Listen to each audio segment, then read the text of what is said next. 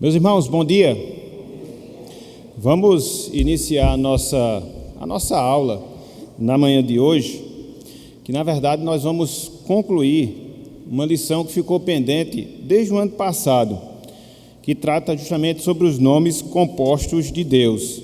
Nós estivemos considerando nos últimos domingos, lá de dezembro de 2019, sobretudo até o penúltimo domingo, e aí nesses 3 últimos domingos, tivemos lições à parte, lições separadas. E aí, acabamos por não dar o prosseguimento a essa lição. Mas hoje, com a graça de Deus, nós iremos fazê-lo. Meus irmãos, essas 2 últimas lições, lição 8 e lição 9, conforme nós falamos, ambas tratam sobre os nomes de Deus.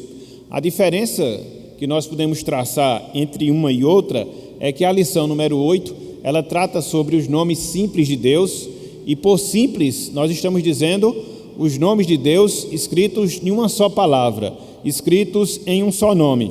E aí nós vimos que há pelo menos 3 nomes essenciais na pessoa de Deus, entre aspas, nomes simples, através dos quais Deus ele se mostra, ele se revela a cada um de nós. Nós vimos que existe a palavra Senhor, Yahvé, inclusive com todas as letras em maiúsculo, que tratam Deus como Deus da aliança, aquele que cumpre as suas promessas, aquele que cumpre a sua palavra. Então nós vimos o nome Senhor dentro desse aspecto. Mas não só isso, o Senhor também se revela na Bíblia Sagrada através do nome Elohim, que é o plural de El, que significa poderoso ou aquele que pode, dizendo respeito assim a Trindade de Deus, as pessoas da Trindade de Deus como pessoas todo-poderosas. E vimos também o Deus Adonai, um terceiro nome, que significa também Senhor, mas só que dentro de uma aplicação específica, Senhor como soberano, como rei. Então, pelo menos esses 3 nomes nós encontramos na Bíblia Sagrada, nome através dos quais Deus ele se revela: Senhor Yahvé, todas as palavras maiúsculas, Senhor Adonai, soberano, e também Elohim. Então, de certa forma, foi isso que nós vimos na lição número 8. E aí nós seguimos na lição número 9, também tratando sobre os nomes de Deus, só que com uma certa agora particularidade, aquilo que nós chamamos de nomes compostos do Senhor, palavras que exprimem o seu ser, formadas de 2 termos, formadas de 2 palavras, pegando sobretudo 2 desses termos primários que a gente encontra em Deus, a palavra Elohim e a palavra também Senhor. Então, dentro da palavra Elohim, por exemplo, foi que nós vimos Deus se revelando como Deus El Elyon, que significa o Deus eterno, e a gente viu isso quando Abraão entregou o dízimo a Melquisedeque, lá em Gênesis capítulo 14. Mas não só isso, vimos também Deus se revelando como El Eroi, que significa Deus que vê, onde foi retratada ali a história de Agar, serva de Sara, onde Deus viu a sua situação e lhe exortou a retornar à casa da sua senhora, confessando assim o seu pecado. Deus é o Deus que vê.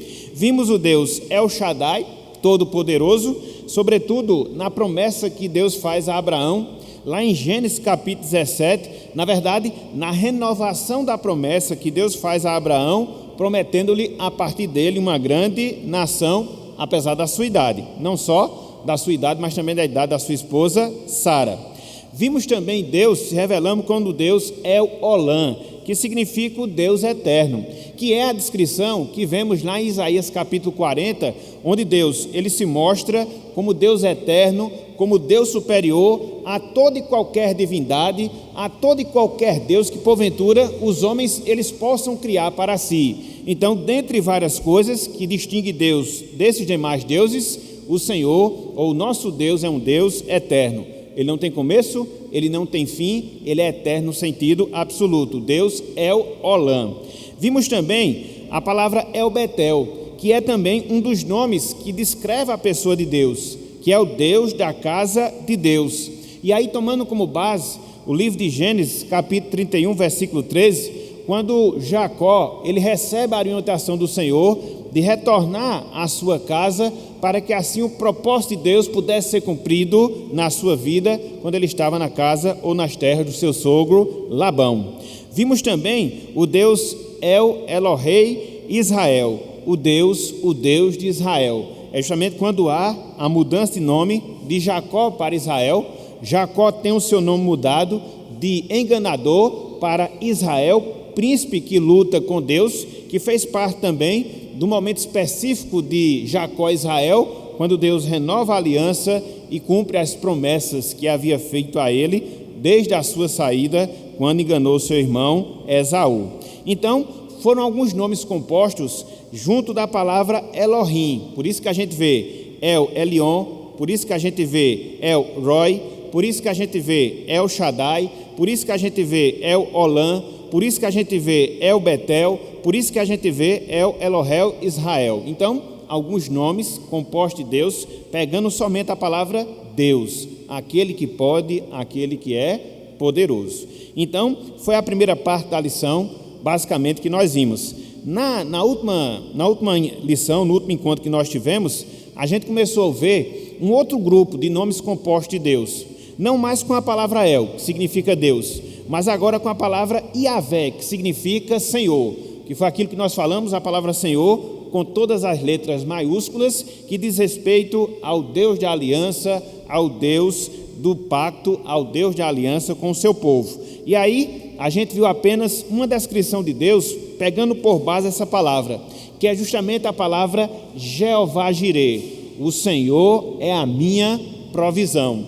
E vimos isso a partir da história de Abrão, ou de Abraão. Nesse tempo ele não tinha ainda o seu nome mudado. Lá em Gênesis capítulo 22, quando Deus pede para ele o seu filho sacrificar Isaac, Abraão atende a ordem do Senhor, se dispõe a fazê-lo, não chega a fazer, porque Deus o impede, e aí provisiona um animal para o sacrifício. Por isso, o Senhor também é chamado de Jeová Jireh, o Senhor da provisão, aquele que supre as nossas necessidades, aquele que nos sustenta em nossas carências. Esse também é um dos nomes através dos quais Deus ele se revela a cada um de nós. Então, de certa forma, foi isso que nós vimos até aqui, nessa lição número 9, dentro desse tópico, os nomes compostos de Deus. Hoje, pela graça do Senhor, a gente vai seguir na conclusão da lição, pegando já na página 39, e vamos considerar pelo menos 1, 2, 3, mais 4 nomes compostos de Deus, dentro dessa categoria, o Deus Yahvé. Jeová Nissi, e a gente vai ver, Jeová Shalom, Jeová Tsidkenu e Jeová Shammah. Cada nome desse com especificação, cada nome desse com uma aplicação específica para cada um de nós. O objetivo da lição é justamente esse, nos dar esses nomes, que às vezes é até complicado, né, a gente pronunciar, falar, ler, mas esses nomes são nomes que trazem consigo um significado especial, e quando nós aprendemos acerca desse significado, não só aprofundamos o nosso conhecimento de Deus, mas também nós confortamos, consolamos o nosso coração, porque cada um deles tem uma aplicação específica para as nossas vidas. Então, a partir de agora, com a graça de Deus, a gente vai trabalhar 1, 2, 3, esses 4 nomes compostos de Deus dentro dessa palavra Yahvé, Senhor ou Jeová, também é uma forma de nós falarmos, ok? Então, pela lista aí que nós temos na nossa lição, repetindo página 39, a gente vai destacar esse primeiro nome de Deus na manhã de hoje, Jeová Nissi, Jeová Nissi. E aí, eu queria tomar como base o texto de Êxodo capítulo 17. Vou pedir que vocês, por favor, abram as suas Bíblias, para que a gente possa ver o episódio, e dentro desse episódio, essa designação que Deus ele recebe. Jeová Nissi, Deus, o Senhor, é a nossa bandeira. Então vamos lá, Êxodo 17. A partir do versículo 8.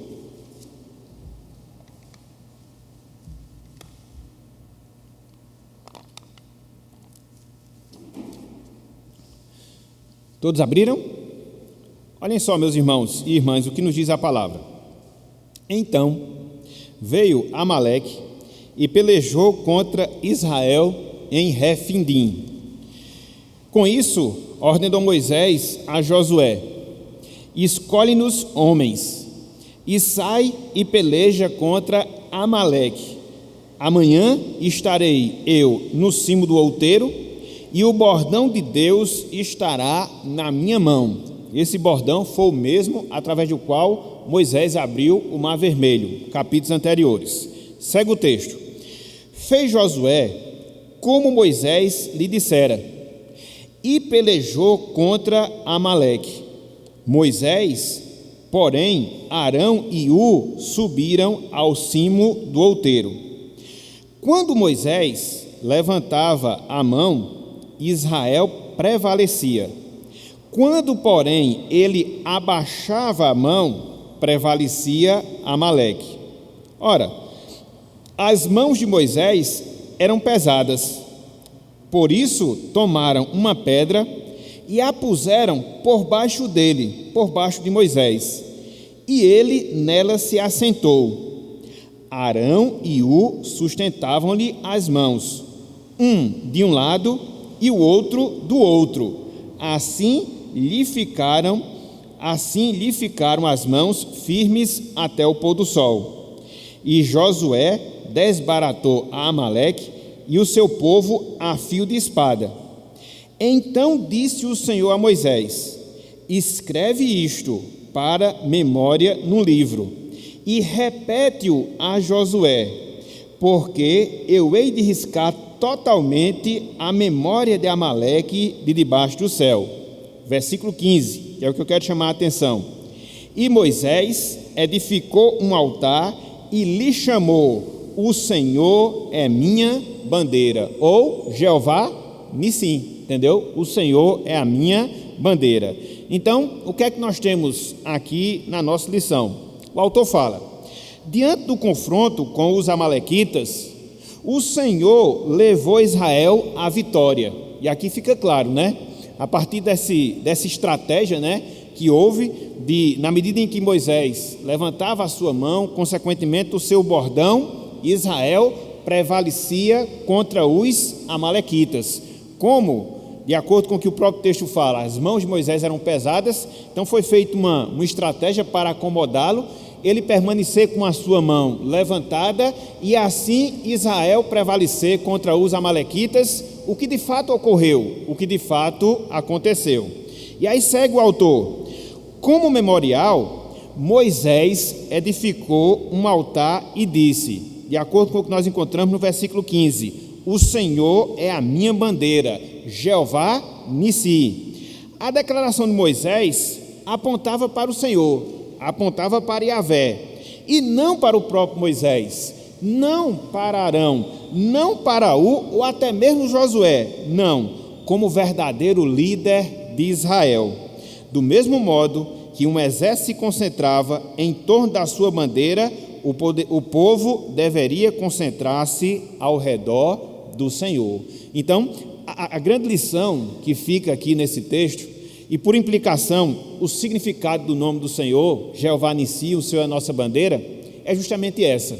A bandeira, como nós temos, inclusive nos tempos modernos, ela é um dos símbolos que representam a nação. A gente tem a nossa bandeira como país, cada país tem a sua respectiva bandeira, e a bandeira é um símbolo nacional. Então, de certa forma, essa é a mesma ideia das bandeiras no Antigo Testamento. Diferentemente das que nós temos hoje, né, que via de regra a gente coloca um pano na haste, no Antigo Testamento as bandeiras se consistiam apenas em uma haste. Então, quando um país ia combater um outro, cada um fincava a sua haste, cada um fincava a sua bandeira. Quando o exército vencia, a sua haste ficava de pé. Quando um exército perdia, a sua haste ela era derrubada, então significando que aquele povo sofreu uma derrota. Então, trazendo essa ideia, é o que nós vemos aqui, a descrição acerca de Deus. Ele é a nossa bandeira, é nele que nós firmamos o nosso olhar durante as lutas e tribulações da nossa vida, e é ele, a semelhança do que aconteceu com Israel, que nos dá a vitória em cada aspecto, em cada peculiaridade que nós vivemos e vivemos em nossa vida. A lição que Israel deveria aprender, a lição que nós devemos aprender é justamente essa. Como povo de Deus, assim como aconteceu com Israel, nós temos os nossos inimigos. Como povo de Deus, nós enfrentamos as nossas lutas aqui na terra, mas qual é a diferença? O Senhor é a nossa bandeira. O Senhor está fincado no nosso campo de batalha. E quando nós lutamos a nossa luta, focando a nossa visão no Senhor, focando a nossa confiança em Deus, qual vai ser o resultado? O Senhor é a nossa bandeira, vai nos dar e vai nos dar vitória. Então, essa é a lição que Deus queria transmitir para o povo de Israel.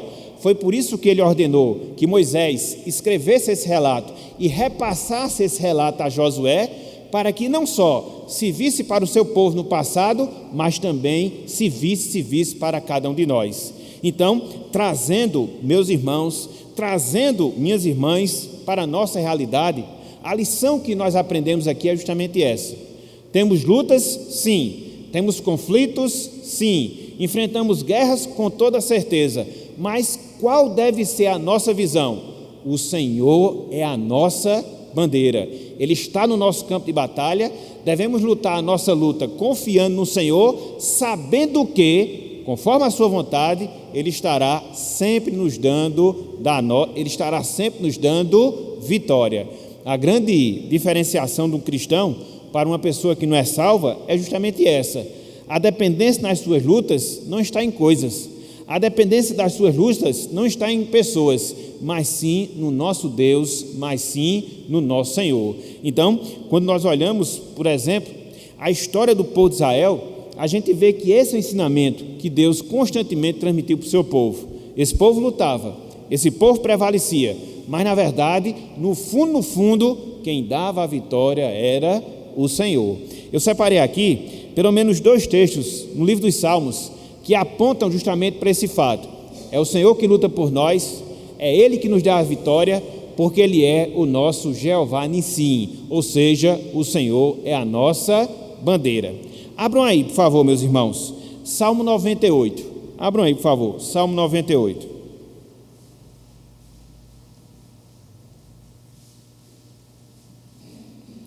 Versículo 1. Salmo 98, versículo 1.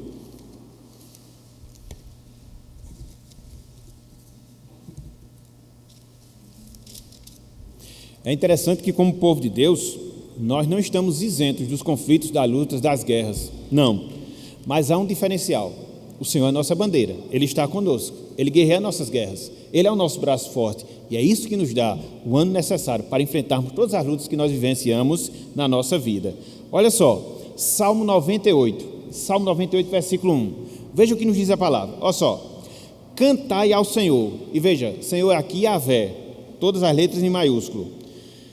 Um cântico novo. Por que nós devemos cantar ao Senhor? Por que o salmista nos ordena a louvar a Deus um cântico novo? Ele vai dar razão no próprio versículo 1. Ele diz, porque ele quem? O Senhor tem feito maravilhas. E aí ele completa. E como é que ele completa? A sua destra e o seu braço santo lhe alcançaram a vitória. Está vendo aí, meus irmãos? O Senhor é a nossa vitória. Entendeu? Por isso nós devemos cantar ao Senhor, por isso nós devemos louvar ao Senhor, porque o seu braço, a sua destra, nos concede vitória ao seu povo. Eu sempre me lembro de uma frase, o pastor Armando sempre dizia, ele dizia o seguinte, eu e Deus somos maioria. Então, é essa percepção que a gente deve ter. Nós não estamos sós. Nós não estamos sós nos conflitos da vida, seja a adversidade do mundo, seja as tentações do diabo, seja a indiferença que muitas vezes nós experimentamos por causa da nossa fidelidade a Deus. E qual é a grande percepção, o grande entendimento que nós devemos ter? O Senhor é a minha bandeira, Ele vai conceder da sua vitória para a glória do seu nome. Essa é a diferença para nós que servimos, que fazemos parte do exército do Senhor aqui na terra. Então, Salmo 98, versículo 1. Também no livro dos Salmos, só esse, para a gente poder adiantar o ponto. Salmo 44, versículo 3. Só para ratificar o que nós estamos vendo. Salmo 44, versículo 3.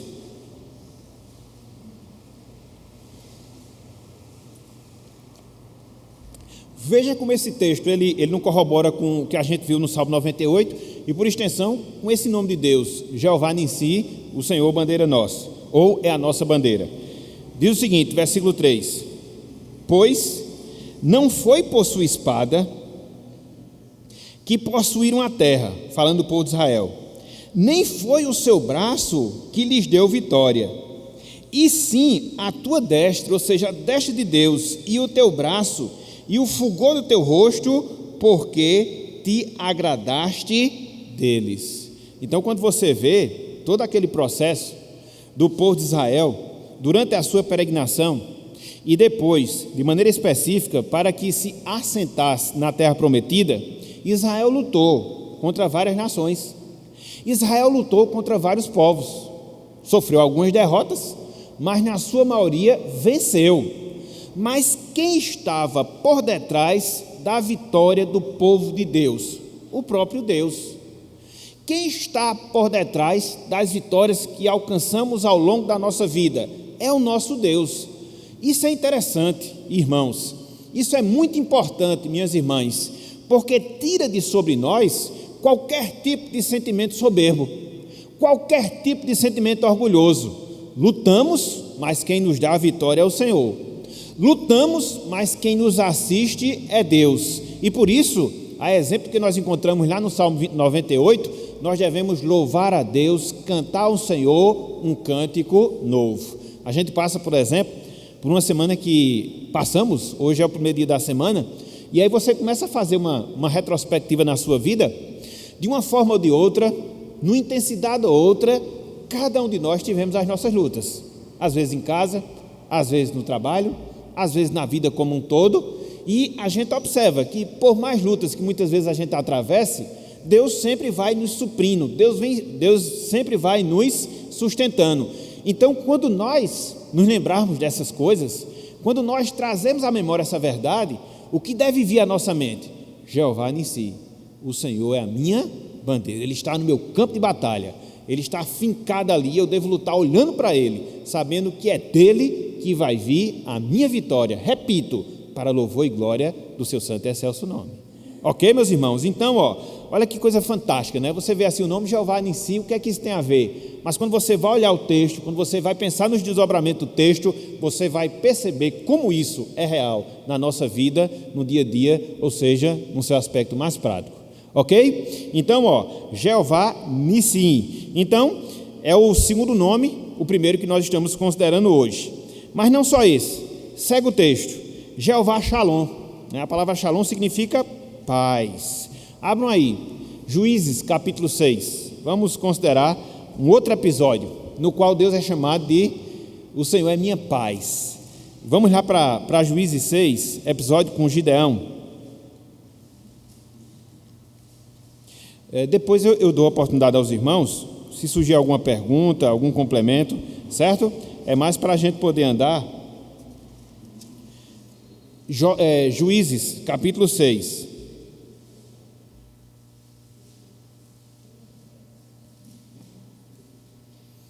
Eu vou ler todo esse texto, ele é comprido, mas é importante para a gente entender aqui o contexto. Juízes 6, a partir do versículo 11. Se você ler um pouco antes, a partir do versículo 1 até o versículo 10, você vai ver toda a dificuldade, toda a opressão pela qual estava passando os israelitas.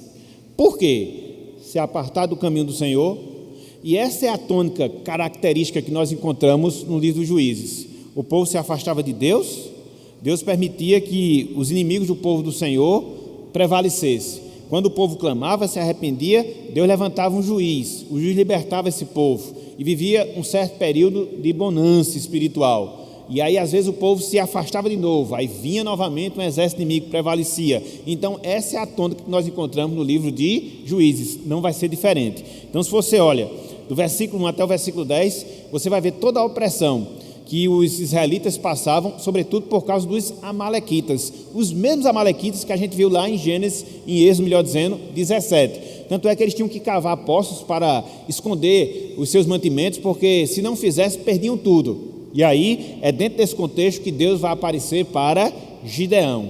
E a partir dessa aparição, nós encontramos alguns desdobramentos que nos ensina o Senhor como sendo a nossa paz. Então, acompanhe conosco. Juízes 6, a partir do versículo 11. Então veio o anjo do Senhor, anjo aqui, a palavra A com A maiúsculo, ao que tudo indica que era uma revelação da segunda pessoa da Trindade, como acontece em alguns momentos no Antigo Testamento, ou seja, Cristo pré-encarnado. Então veio o anjo do Senhor e assentou-se debaixo do carvalho que está em Ofra, que pertencia a Joás, Abzerita, e Gideão, seu filho, estava malhando o trigo no lagar, para o pôr a salvo dos midianitas. Aqui a gente já vê a razão, né? Porque quando você malha o trigo, você não coloca no lagar. O lagar é onde você coloca a uva para fazer o vinho. Mas era uma estratégia para eles poderem defender tudo aquilo que produziam na agricultura, proteger dos midianitas e também dos amalequitas. Então o anjo do Senhor lhe apareceu e lhe disse: o Senhor é contigo, homem valente. Respondeu-lhe Gideão: ai, Senhor meu, se o Senhor é conosco, por que nos sobreviu tudo isto? E que é feito de todas as suas maravilhas que nossos pais nos contaram, dizendo: não nos fez o Senhor subir do Egito? Porém, agora o Senhor nos desamparou e nos entregou nas mãos dos midianitas. Aqui só uma observação, que em cima dessa postura aqui de Gideão. A tendência nossa, muitas vezes, quando nós somos oprimidos e quando nós somos provados, é sempre colocar a culpa em Deus e nunca fazer uma autoanálise da nossa vida. Foi o que aconteceu. Gideão estava certo em fazer referência aos livramentos passados de Deus? Com toda certeza. Deus havia livrado seu povo no passado. E por que não estava acontecendo isso agora? Porque o povo estava desobedecendo. Então, muitas vezes, ao invés de nós questionarmos Deus acerca de determinada coisa negativa, contrária, que porventura nós estejamos passando, o que é que a gente deve fazer primeiramente? Olhar a nossa própria vida. Como é que está a minha vida com Deus? Como é que anda a minha fidelidade ao Senhor? Se algo está acontecendo contrário, é porque alguma coisa Deus quer me ensinar. Alguma coisa Ele quer me mostrar. E, via de regra, são coisas que estão presentes em nossas próprias vidas. Então, evitemos a murmuração. Evitemos colocar em Deus a responsabilidade por determinado transtorno que nós passemos em nossa vida.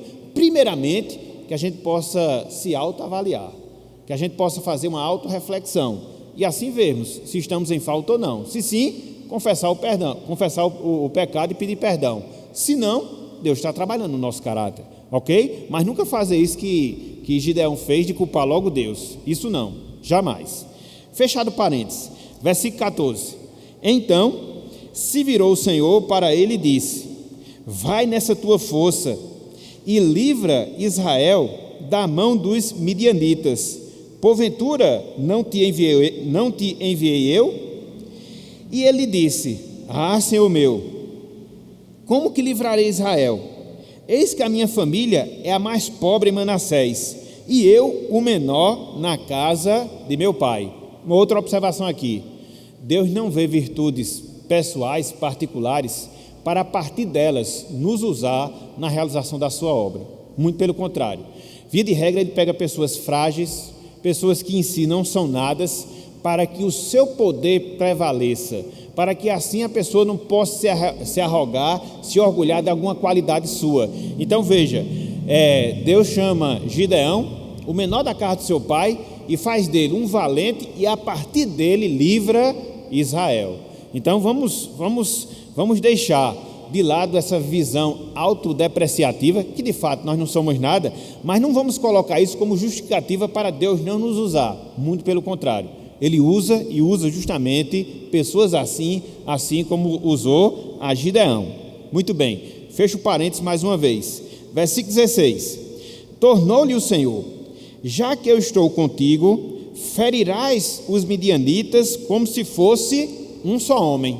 Então, Gideão iria prevalecer não por causa das suas qualidades próprias, mas conforme a promessa que nós temos aqui, Deus estaria com ele. É isso que deve nos assegurar da vitória.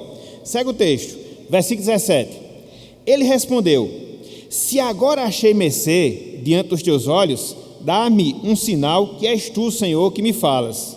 Rogo-te que daqui não te apartes até que eu volte e traga a minha oferta e a deponha perante ti. Respondeu ele: esperarei até que voltes. Entrou Gideão e preparou um cabrito e bolos asmos de um efa de farinha. A carne pôs num cesto e o caldo numa panela, e trouxe-lhe até debaixo do cavalo e lhe o apresentou. Porém, o anjo do Senhor lhe disse: toma a carne e os bolos asmos, põe-nos sobre esta penha e derrama-lhes por cima o caldo. E assim o fez. E agora, estendeu o anjo do Senhor a ponta do cajado que trazia na mão, e tocou a carne e os bolos asmos. Então subiu o fogo da penha e consumiu a carne e os bolos, e o anjo do Senhor desapareceu de sua presença. Que prova que era o próprio Deus, porque ele aceitou a oferta de Gideão. Se fosse um mero anjo, isso não iria acontecer, porque os anjos, eles são servos de Deus, eles não são o próprio Deus. Aqui o anjo recebe a oferta de Gideão, por isso era a encarnação da segunda pessoa, era uma aparição da segunda pessoa da Trindade.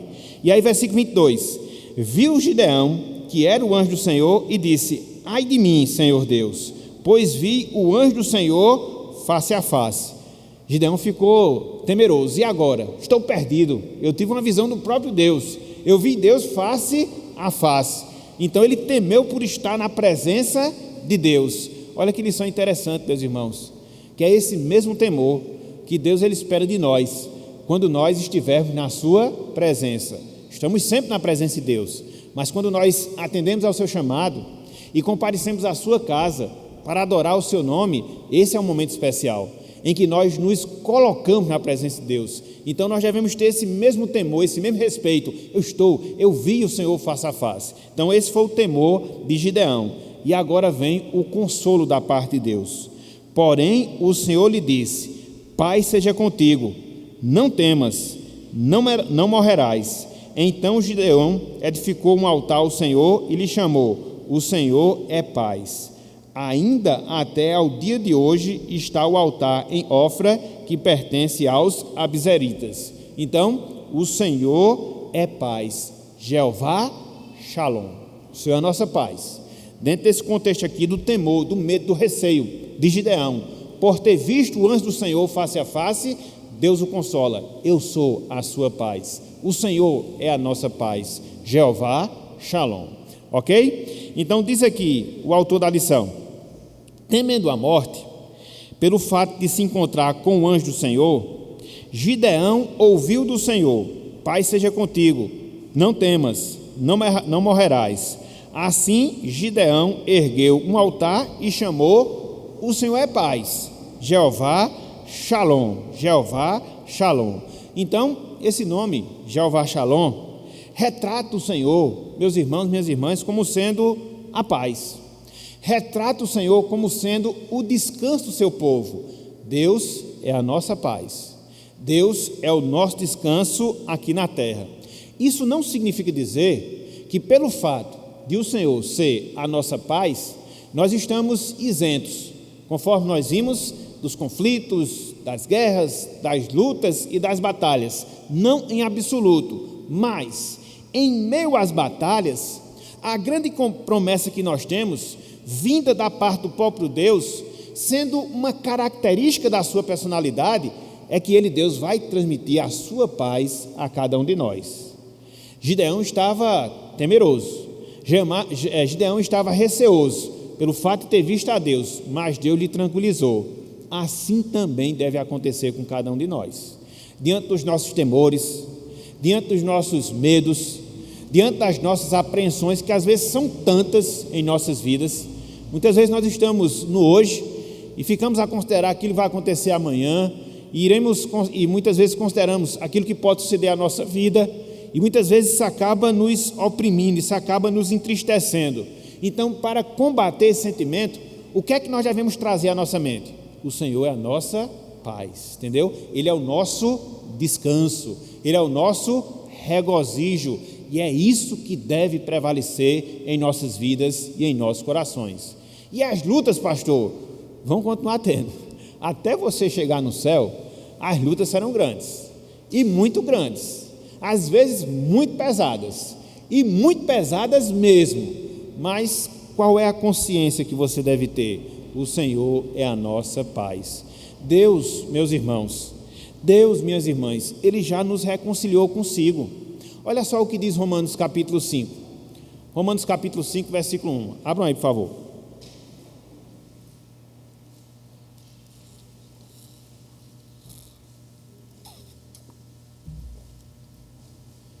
Romanos capítulo 5.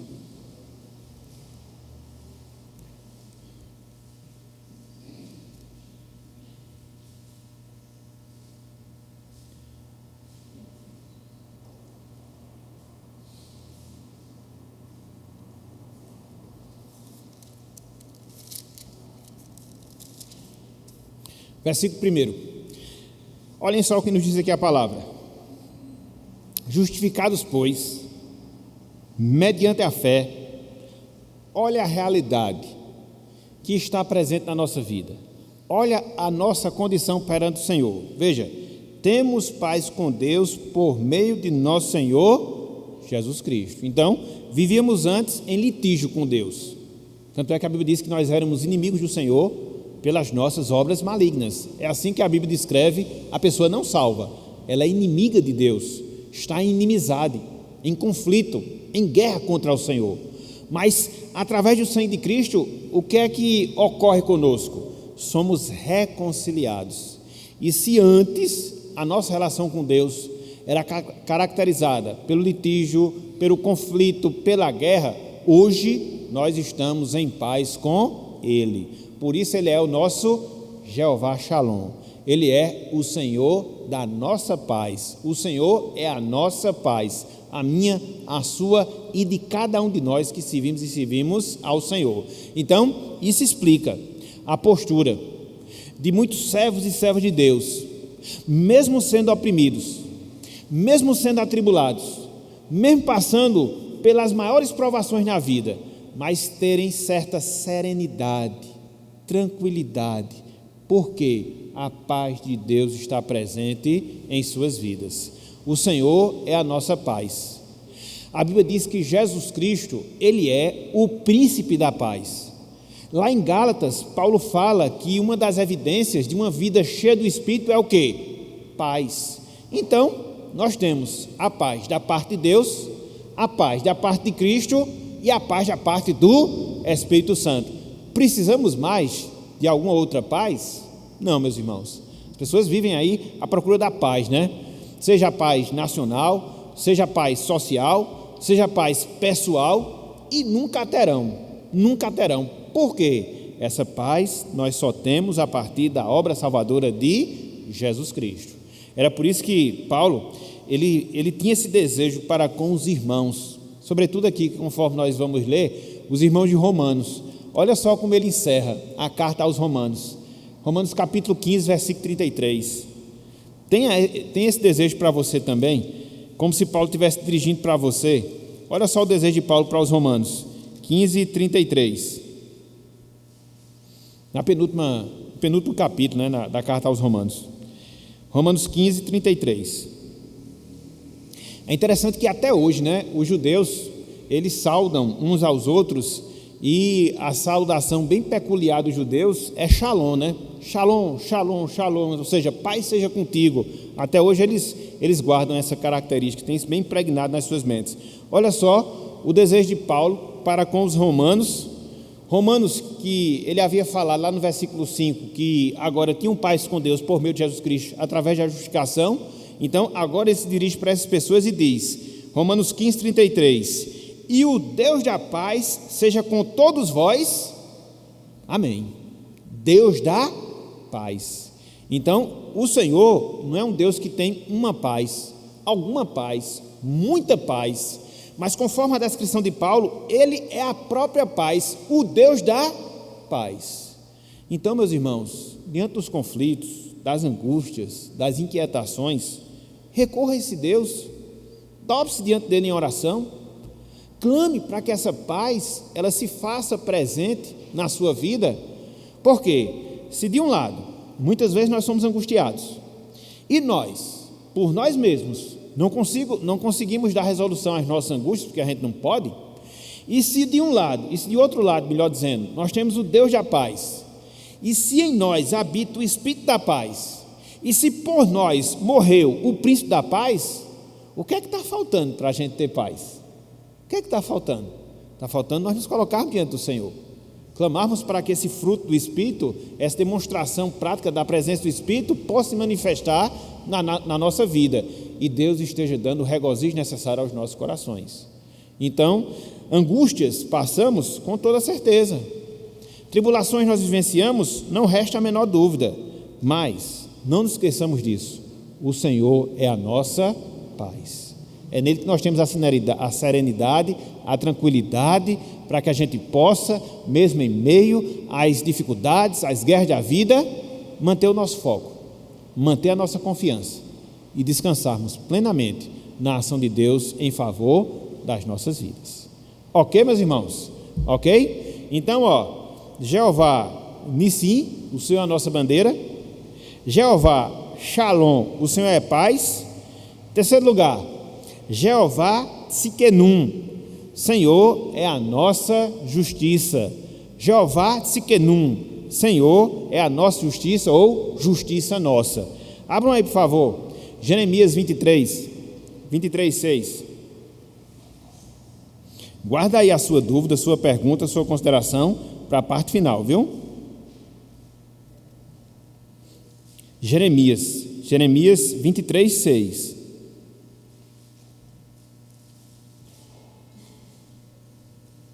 É tão bom, né, meus irmãos, a gente poder ver essas coisas, esses traços de Deus.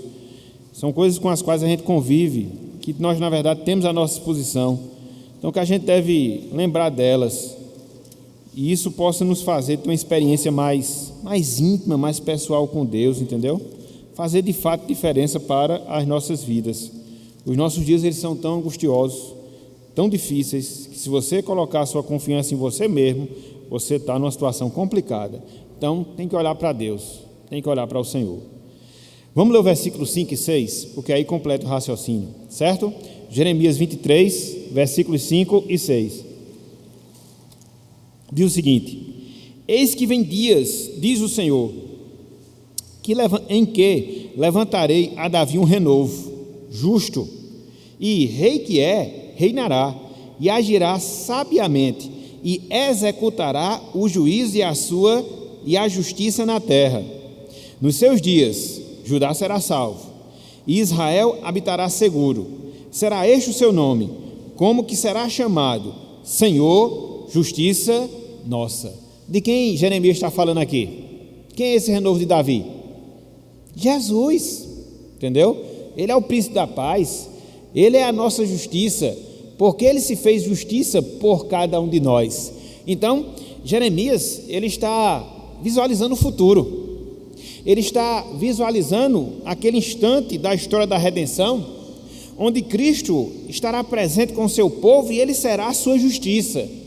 Em certo sentido, isso já acontece hoje, porque Cristo é a nossa justiça, e no sentido absoluto e pleno, isso acontecerá no futuro. E aqui, Jeremias fala que Cristo é justamente a nossa justiça. Ele é a nossa justiça, ele é a justiça nossa, ok? E aí quando você adianta, lá para o capítulo 33, versículo 16, você vai observar a mesma coisa, Vamos lá, Jeremias 33, 16. Quase que Jeremias repete as mesmas palavras e faz a mesma descrição de Deus, Cristo, justiça nossa. Jeremias 33, 16. Só para a gente não perder o contexto, né? A partir do versículo 14, texto fora de contexto é meio complicado, então vamos ver o contexto. Diz o seguinte: eis que vem dias, diz o Senhor, em que cumprirei a boa palavra que proferi à casa de Israel e à casa de Judá. Não parece muito com aquilo que a gente viu lá no capítulo 23? Olha só, naqueles dias e naquele tempo, farei brotar a Davi um renovo de justiça. Ele executará justiça, juízo e justiça na terra. Davi, renovo, conforme a gente viu lá. Naqueles dias, Judá será salvo e Jerusalém habitará seguramente. Ela será chamada Senhor, justiça nossa. Ela quem aqui? Judá. Senhor, justiça nossa. Então, isso começou a partir da encarnação. Isso vai se dando ao longo da história da redenção. Isso vai chegar ao seu ápice, à consumação, quando? Quando nós, na eternidade, estivermos constituídos como povo de Deus e Cristo, o Senhor, será a nossa justiça. A nossa justiça. Senhor, justiça nossa. E aqui diz o autor da lição, voltando aqui para a revista: a promessa do reino messiânico, ou seja, do Messias, proclama a perfeita justiça na terra. Jeremias profetizou: Senhor, justiça nossa. 23:6, 33:16. Esse nome revela o caráter justo de Deus. Deus, ele é justo. E como justo que é, ele não tolera o pecado. Foi por isso que ele mandou seu filho vir para a cruz para nos justificar dos nossos pecados. Ninguém pode comparecer perante Deus, porque somos pecadores por natureza. Deus, ele é santo, e como santo que é, requer justiça. E aí como é que a gente consegue ter acesso a Deus? Por Cristo ter sido feito justiça de Deus em nosso lugar. Tomou sobre si as nossas iniquidades, tomou sobre si os nossos pecados, recebeu a punição divina numa cruz. Para quê? Para que nós pudéssemos ser justificados, para que ele pudesse ser o nosso justificador, para que agora nós pudéssemos estar diante desse Deus justo e não estarmos preocupados, para que nós possamos ter comunhão com esse Deus justo e não sermos impedidos. Por quê? Deus, ele não tolera pecado. Ele é justo nesse sentido, ele é justo no sentido de não tolerar injustiça. Muitas vezes a gente passa por algumas injustiças aqui na terra. O próprio Filho de Deus, o Senhor Jesus Cristo, foi injustiçado, mas tudo aquilo ali, como acontece também conosco, que estava dentro do cronograma divino. E mais cedo ou mais tarde, Deus exercerá a sua justiça. É nesses termos também que a gente deve entender a justiça de Deus. Ele não tolera a injustiça e para que nós possamos comparecer à sua presença, ele tem que nos justificar, porque também ele não tolera pecado. Então, por isso que ele é Deus, o Jeová Tzidkenu, o Senhor, justiça nossa. Então, é assim também que a gente deve considerar e entender a pessoa de Deus, a pessoa do Senhor em nossas vidas. Ok, meus irmãos? Então, Jeová Nissim, Senhor, bandeira nossa. Jeová Shalom, Senhor, é nossa paz. Jeová Tzidkenu, Senhor, justiça nossa. E para fechar aqui, pelo menos essa lista que o autor dá, Jeová chamar. Jeová chamar. O Senhor presente está. Jeová chamar. O Senhor presente está. Vamos lá para Ezequiel 48. Meus irmãos, esse texto aqui é fantástico. Não vai dar tempo para a gente ler todo o capítulo 48, mas eu até faço indicação de leitura para hoje, para que você possa ler. Eu sei que foge um pouco daquele cronograma que eu estou repassando para os irmãos, mas você pode abrir essa sessão e ler esse texto a mais hoje. Finalizando o livro do profeta Ezequiel. Depois que Ezequiel, ele tem uma visão da cidade de Deus, do reino celestial, com algumas características por ele indicadas, de como vai ser esse reino. Veja que isso Ezequiel já está vendo desde o Antigo Testamento. Depois o apóstolo João vai ver isso lá em Apocalipse 21. Mas aqui em Ezequiel, no Antigo Testamento, já há essa visão de reino celestial, já há essa visão de cidade de Deus. E olha como, depois dessa descrição que Ezequiel faz, que eu não vou ler tudo, mas vocês vão ler hoje, olha só como ele termina o seu livro e fecha essa visão. E aqui ele faz outra descrição de Deus. Outra descrição. Olha só, versículo 35. 18.000 côvados em redor, e o nome da cidade, desde aquele dia será: o Senhor está ali. Jeová chamar, o Senhor presente está. Meus irmãos, o céu só é céu porque Deus estará lá. Sabia disso? Suponhamos, isso aqui é uma hipótese bem esdrúxula, mas é só para a gente poder refletir um pouco. Suponhamos que nós fôssemos para o céu e lá nós tivéssemos acesso às ruas de ouro, árvore da vida, né? Aqueles muros que circundam a cidade, de jaspe, esmeralda, todas aquelas joias preciosas. Mas se Deus não estivesse lá, teria alguma graça o céu? Não, meus irmãos. O céu só é céu porque Deus está lá. E é interessante porque esse fato de Deus estar lá no céu é a consumação da experiência que nós temos com Deus aqui na terra. Por quê? A salvação, ela nos dá o privilégio de nós desfrutarmos da presença de Deus na nossa vida. No fundo, a gente já desfruta um pouco do céu aqui na terra, mas ainda é um relance, ainda não é algo consumado. E por que isso acontece? Porque somos templos do Espírito Santo, porque Deus habita em nós e sentimos a sua presença na nossa vida. Por isso Ele nos alegra, por isso Ele nos proporciona da sua paz, por isso Ele nos dá da sua orientação, enfim, todos os privilégios. Então, esse benefício que nós temos hoje, com a presença de Deus, ele vai ser consumado quando nós adentrarmos as mansões celestiais e lá, plenamente, e lá, definitivamente, nós estivermos desfrutando da presença de Deus. Deus é o nosso Jeová chamar, ou seja, é a sua presença que conosco está. Olha só o que João fala lá em Apocalipse 21:3. Se não é bem parecido com o que Ezequiel fala aqui, não perca esse link, essa ligação, né? Ezequiel 48, o nome da cidade será Jeová chamar, porque Deus, o Senhor, presente está. E agora vá lá para Apocalipse capítulo 21. Vá lá para Apocalipse capítulo 21. Versículo 3.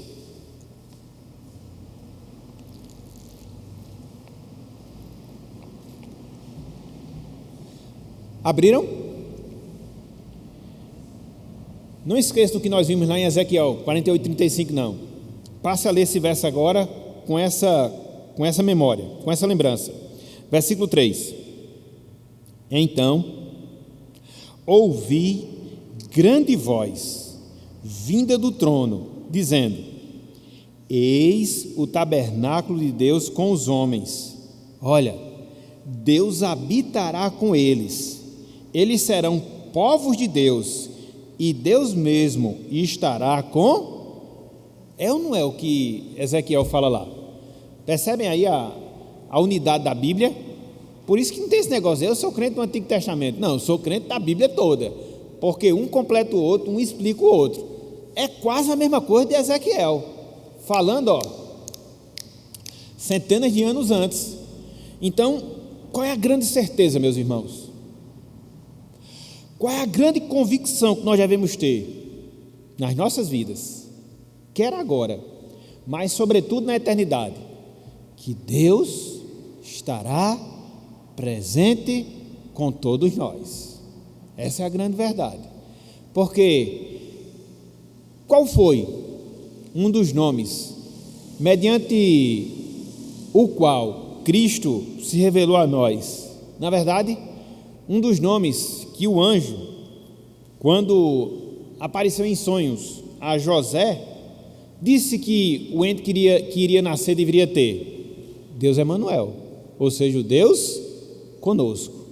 Qual foi a grande promessa que Cristo fez quando estava para ascender aos céus, lá em Mateus 28, 20, qual foi a última promessa que Cristo fez antes de ascender aos céus? Lá em Mateus capítulo 8, versículo 20: eis que estou convosco todos os dias até a consumação dos séculos. Eita, e quando chegar a consumação dos séculos? Apocalipse 21, 3, Ezequiel 48, 35. Como é que vai ser chamada a cidade? Senhor chamar, Deus presente está. Então pronto, meus irmãos, foi um casamento que é indissolúvel, entendeu? Não tem jeito. Depois que você é salvo, nem que você queira, você se separa mais de Deus, porque é Ele que vai estar junto com você, entendeu? E se for o caso dele mexer a sua vida todinha, se você quiser se rebelar um dia, Ele vai mexer, mas se separar de nós, de jeito nenhum. É por isso que uma das ilustrações que a gente tem na Bíblia, que a igreja é o que de Cristo? A noiva. E como Deus sempre parte desse pressuposto, o casamento como uma aliança indissolúvel, então a gente vai estar o quê? Sempre, sempre, sempre na presença de Deus, porque Ele nunca vai se separar de cada um de nós. Nunca, nunca, nunca. Aconteça o que acontecer, não é como a gente diz na linguagem popular, chova canivete, aberto, não é porque chover canivete fechado não tem nada não, mas aberto é problema, entendeu? Aconteça o que acontecer, Deus vai estar conosco, Deus vai estar conosco, porque essa é a síntese, o resumo da nossa salvação, Deus presente em nossas vidas. Ok, meus irmãos? Ok? Então, o autor fala, na visão sobre a futura cidade de Deus, voltando aqui para a revista, Ezequiel entendeu que o Senhor está ali, 48, 35, a gente já fez essas observações. Esse nome implica, a presença pessoal de Deus entre o seu povo. Eu não sei se os irmãos já meditaram, já consideraram, mas é uma coisa intrigante você meditar nessas coisas. Por que será que Deus me ama? E por que será que Ele faz questão de ter essa presença contínua comigo? O que será? Só a eternidade vai dizer, entendeu? Porque você olha para você mesmo, você não encontra virtude, você olha para alguma coisa que você faz, a Bíblia diz que o melhor que você faz é trapo de imundície. O que é que leva Deus a querer se fazer presente na nossa vida e não querer se separar jamais de nós? Eu não sei, eu sei que Ele quer, e eu tenho que no mínimo retribuir com gratidão a essa grande demonstração de amor e consideração que Deus Ele tem para comigo, no caso, para cada um de nós, ok? A presença é pessoal, não é alguma coisa assim distante, né?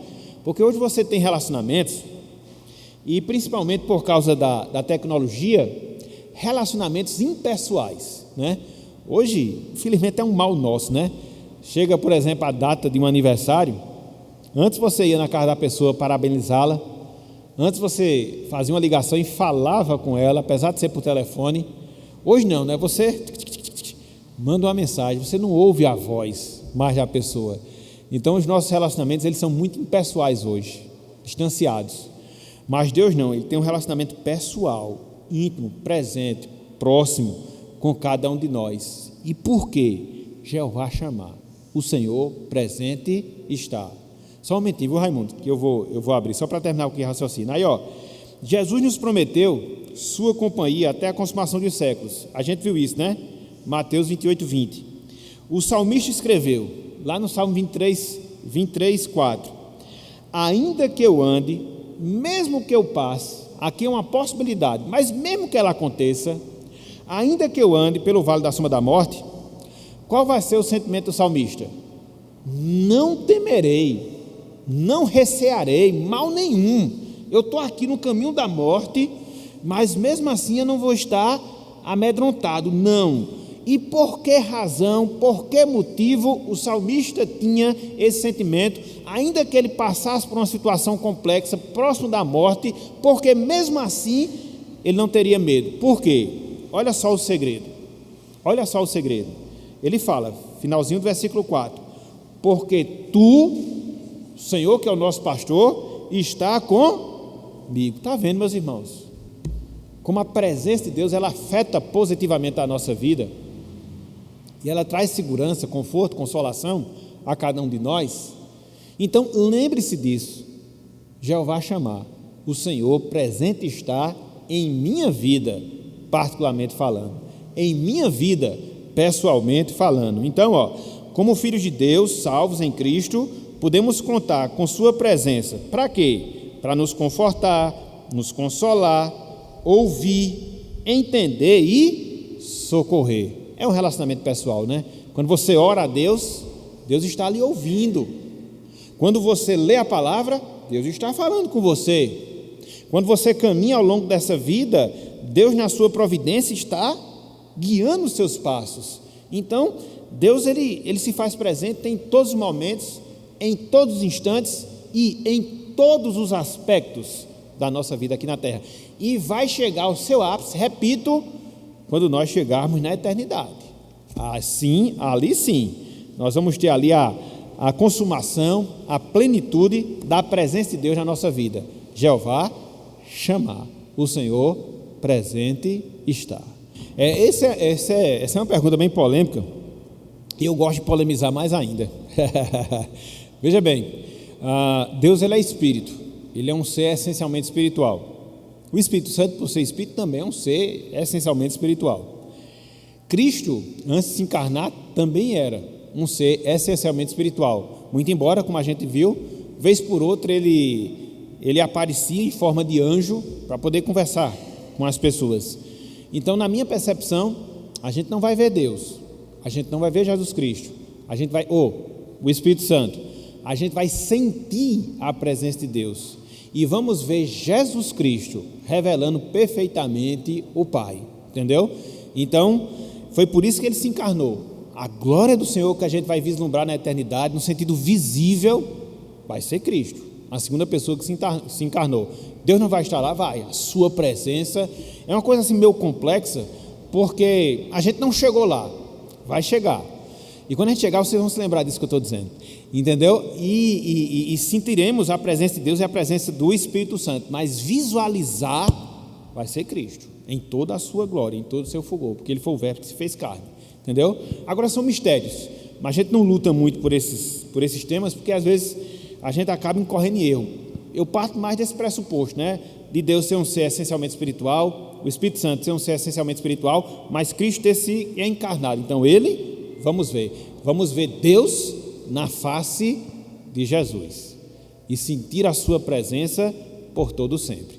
Tem até umas figuras, coisa de igreja romana, né? Que eu vi uma vez, né? Tem um quadro, aí tinha um senhor com uma barba bem grande, bem carrancudo, né? Com uma coroa bem grande assim no centro. Aí tinha Jesus Cristo, ou pelo menos alguém que se dizia, se passar por Jesus Cristo no outro lado. Aí tinha embaixo Maria e tinha uma pombinha do Espírito Santo, entendeu? Não, gente, não farás para ti mais escultura. Deus não é um senhor de barba, entendeu? Porque ele não se encarnou, ele não tem forma corpórea, entendeu? E como é esse mistério? É um mistério, de fato, que vai ser só revelado e experimentado na eternidade. Mas, resumindo, a gente vai ver Deus na pessoa de Jesus Cristo e lá estaremos para sempre com Ele. Olha o que foi que Cristo disse: eis que estou convosco todos os dias, promessa de Mateus, até a consumação dos séculos. Cristo está fisicamente conosco? Fisicamente não. Não, porque Ele se encontra à destra do Pai. Mas quem está presente conosco é o Espírito Santo, que é o próprio Espírito de Cristo, que é a própria divindade que está presente. Está vendo como essas coisas se relacionam quando você trabalha com a Trindade? Que não existe diferença de pessoas, mas a essência é a mesma. Então, quando nós aqui, Cristo se faz presente através do Espírito Santo, em nós, invisivelmente. E lá, a gente vai ver visivelmente a pessoa de Cristo, entendeu? Então, a presença dele já se faz real hoje, espiritualmente. E vai se tornar real no sentido visível na eternidade, entendeu? E lá teremos também o Espírito Santo, teremos também a presença de Deus, mas visivelmente vendo ao Senhor Jesus Cristo. É a consumação do plano de salvação. Isso. Alguns passarão, né, por ele, quando você é chamado para a eternidade, antes do retorno de Cristo, os santos já se encontram lá, em alma, entendeu? Em espírito, já estão lá. E em relação aos que estão aqui, caso eles não partam antes do retorno de Cristo, quando Cristo retornar, aí é o que nós chamamos de consumação de todas as coisas. Ele vai julgar os ímpios, ele vai recompensar os justos, juntá-los para si, para que esteja com eles desde toda a eternidade, ou para toda a eternidade. Aí é a sua presença plena, entendeu? A consumação dos séculos é justamente isso, é o término do plano de salvação do Senhor, ok? Então, pastor. isso vai acontecer Obrigado. mais cedo ou mais tarde. Nesse caso aqui, que nós vimos de Juízes, lá de Gideão, uma história de Gideão, a palavra lá realmente é anjo, entendeu? Porque existem alguns tradutores, daí a palavra Elohim, sabe, que às vezes substitui, entendeu? A palavra Deus por anjo. E aí por isso a necessidade da gente ter versões, disponibilizar versões mais criteriosas nesse sentido. Não estou aqui denegrindo a imagem nenhuma, nem tampouco trabalho nenhum. Nesse caso lá, de Gideão, lá em Juízes, realmente a palavra lá é anjo, entendeu? E o A maiúsculo, porque o próprio contexto diz que o que Gideão viu foi uma aparição do Senhor. Que Senhor? O Senhor, a segunda pessoa da Trindade. Porque no Antigo Testamento, isso não ficou assim muito claro, essa questão da Trindade. É por isso que você só vai encontrar um detalhamento maior no Novo Testamento. Alguns argumentam que isso se deu pelo fato dos judeus não caírem no pecado da idolatria, de valorizar uma pessoa em detrimento de outras em relação à Trindade. É por isso que no Antigo Testamento, frequentemente, você vê mais a revelação de Deus o Pai, a primeira pessoa. Você encontra algumas menções sobre o Espírito, e você encontra as expressões anjo do Senhor, que indica justamente que era Jesus Cristo pré-encarnado.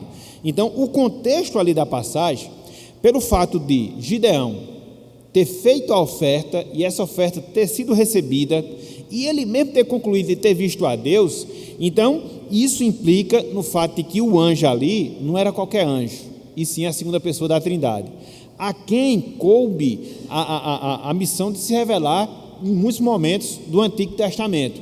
Quando Deus aparece para Moisés, lá na sarça ardente, veja que ele não aparece como um anjo, mas sim em forma de uma sarça que não os queimava.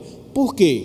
Porque Deus, como sendo Espírito, e como definitivamente sempre ser Espírito, isso não aconteceu. Mas no caso da segunda pessoa, no caso de Jesus Cristo, como ele ia se encarnar, coube a ele em vários momentos aparecer como anjo do Senhor. Então, quando ele diz ali, a face de Deus, é porque não tinha o discernimento dessa distinção clara entre as pessoas da Trindade. Mas como ele recebeu, como o anjo do Senhor lá, recebeu a sua oferta, e ele concluiu que ter visto o próprio Deus, então ele colocou face a face com o Senhor, porque ver a face de Deus, ninguém viu. O próprio Moisés, a experiência que teve lá em Êxodo 33, se eu não me engano, foi ver Deus pelas costas. É o evento lá da penha, entendeu? Por quê?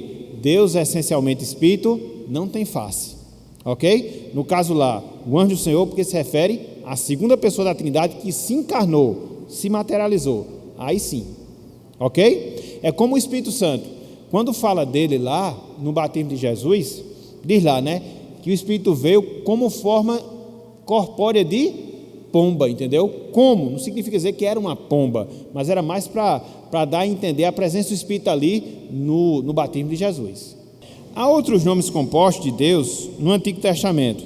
Por exemplo, Jeová Tsabote, o Senhor dos Exércitos. A gente vê muito, né, no Antigo Testamento. 1 Samuel 1:3. Jeová Makdesen, eita, que não vai sair hoje. Jeová Makdesen, o Senhor que vos santifica. Êxodo 31:13. Jeová Raá, o Senhor é meu pastor, entre outros. Esse e outros nomes que estudamos nessa lição revela, por seu significado, características do agir e do ser de Deus, nos despertando a confiança, segurança e esperança que há no Senhor. Então, há outros nomes, Jeová Rafá, o Senhor que cura, entendeu? Então, tem vários nomes que a gente encontra do Senhor, no Antigo Testamento em especial, que nos traz traços acerca da personalidade de Deus e das ações de Deus nas nossas vidas. Então, cada contexto ele aparece com a designação do nome e ele ensina justamente essa lição para cada um de nós. Ok, meus irmãos? Então, que Deus ele nos abençoe, aplicando essa sua palavra no nosso coração e nos dando a apropriação devida da compreensão desses nomes, que não sejam apenas meros nomes, mas quando eu falo, por exemplo, o Senhor é minha paz, Jeová Shalom, que de fato eu venha ter essa paz na minha vida. Quando eu digo que Deus é o Deus El Shaddai, que eu tenho essa concepção que Ele é o Todo-Poderoso. Quando eu falo que Deus é o Deus Chamar, que eu tenho a ciência que de fato Ele está na minha presença, na verdade eu estou na presença dEle, Ele se faz presente na minha vida. Enfim, que cada um desses nomes traga as suas implicações para as nossas vidas e que a partir delas a gente possa viver consciente de quem é o nosso Deus e daquilo que Deus ele faz a cada um de nós. Ok, meus irmãos? Então, que o Senhor nos abençoe e que Ele aplique a sua santa palavra em nossas mentes e em nossos corações. Amém.